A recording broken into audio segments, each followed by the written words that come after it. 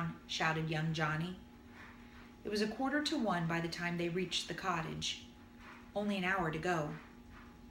Better have cold dinner, said Nat. Hot up something for yourself and the children. Some of that soup. I've no time to eat now. I've got to unload all this stuff.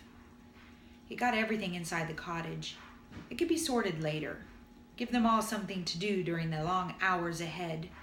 First he must see to the windows and the doors. He went round the cottage methodically, testing every window, every door. He climbed onto the roof also and fixed boards across every chimney, except the kitchen. The cold was so intense he could hardly bear it, but the job had to be done. Now and again he would look up, searching the sky for aircraft. None came. As he worked, he cursed the inefficiency of the authorities. It's always the same, he muttered. They always let us down. Muddle from the start. No plan, no real organization. And we don't matter down here, that's what it is. The people up country have priority. They're using gas up there, no doubt, and all the aircraft. We've got to wait and take what comes.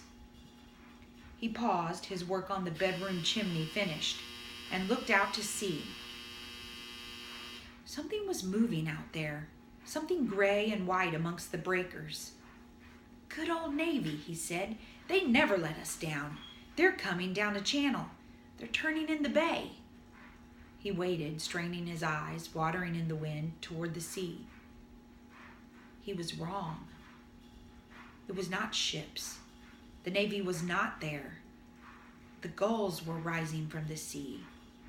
The massed flocks in the fields, with ruffled feathers, rose in formation from the ground, and wing to wing soared upward to the sky. The tide had turned again. Nat climbed down the ladder and went inside the kitchen. The family were at dinner. It was a little after 2. He bolted the door, put up the barricade, and lit the lamp. It's night time, said young Johnny. His wife had switched on the wireless once again, but no sound came from it.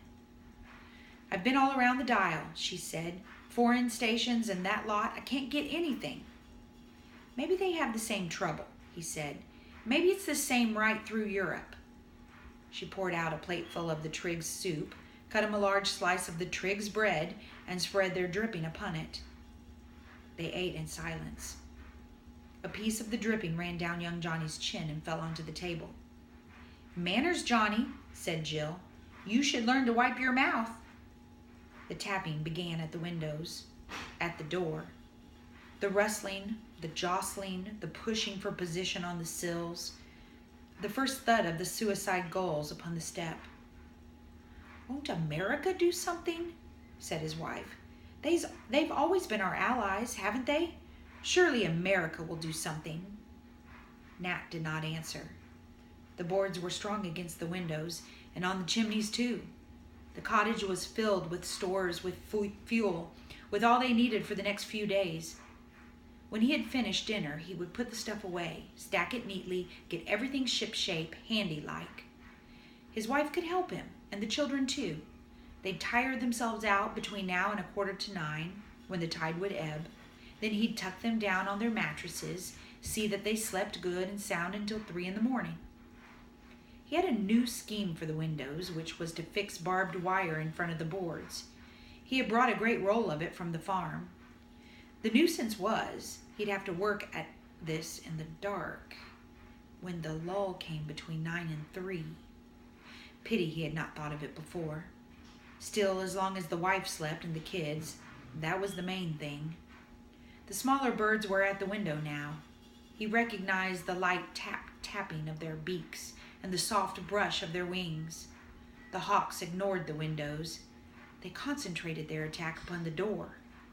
Nat listened to the tearing sound of splintering wood and wondered how many million years of memory were stored in those little brains behind the stabbing beaks, the piercing eyes, now giving them this instinct to destroy mankind with all the deft precision of machines. I'll smoke that last cigarette, he said to his wife. Stupid of me. It was the one thing I forgot to bring back from the farm. He reached for it, switched on the silent wireless. He threw the empty packet on the fire and watched it burn. is the end of the birds. Now let's talk about setting.